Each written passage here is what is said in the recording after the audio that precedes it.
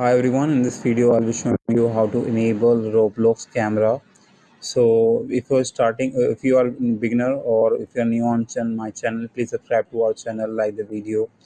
So let's start the video. First of all, you have to click on this three dot. Now you have to click on this settings. Now click on in privacy. So after this, the privacy will open here, and now you have to reach this point, microphone and camera input, where you can enable the camera by this is the second option, which is the camera. To use camera to animate your avatar with the movement, you have to click on this toggle button to enable it and keep this toggle button green.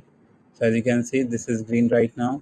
So it says that green dot shows that a Roblox is using your camera, so you have to enable it.